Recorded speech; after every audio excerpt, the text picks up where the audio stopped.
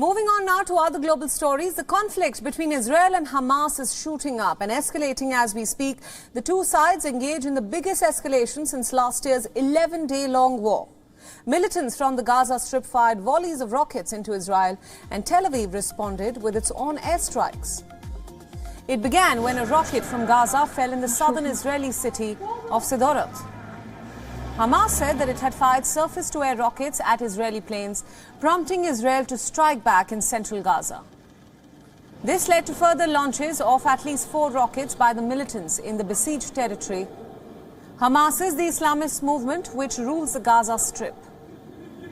Israel's army said that its jets had targeted 2 training camps used by Hamas. One was a military post and another a tunnel complex which contained raw chemicals that were used for the manufacturing of rocket engines.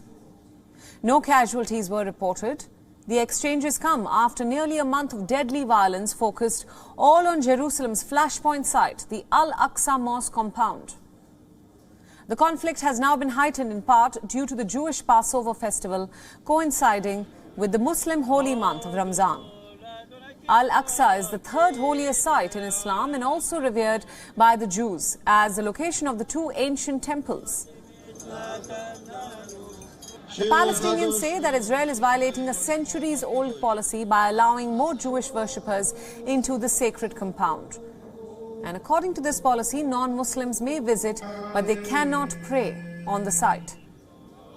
But Israeli leaders have said that they are ensuring the freedom of worship for all religions in Jerusalem. Since March, Israeli forces have killed at least 29 Palestinians in the West Bank raids, while a series of deadly Arab street attacks have killed 14 people within Israel.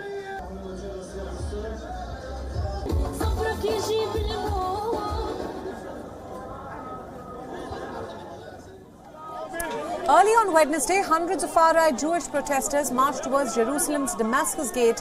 The ultra-nationalist demonstrators waved Israeli flags. Some even shouted, "Death to the Arabs." But the police blocked them from reaching the Damascus gate and the old city's Muslim quarter. The far-right lawmaker, Itamar Ben-Gvir, led this protest after being barred from the Damascus gate area. By no one else but the Prime Minister Naftali Bennett himself. Bennett had earlier said in a statement that he had blocked the rally for security reasons.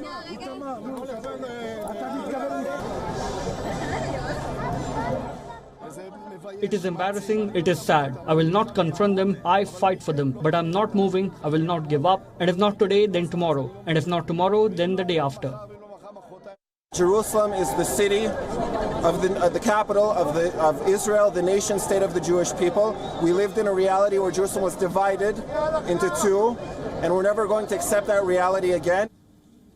And for more information about what's happening on ground in this conflict, our correspondent Jody Cohen gets us the latest in this next report coming in from Jerusalem. Take a look. The last few weeks have shown just how quickly things can escalate here. It started in the lead up to Ramzan, with the US flagging intelligence suggesting planned violence, with 4 terror attacks and dozens more attempted attacks against civilians in the heart of Israel.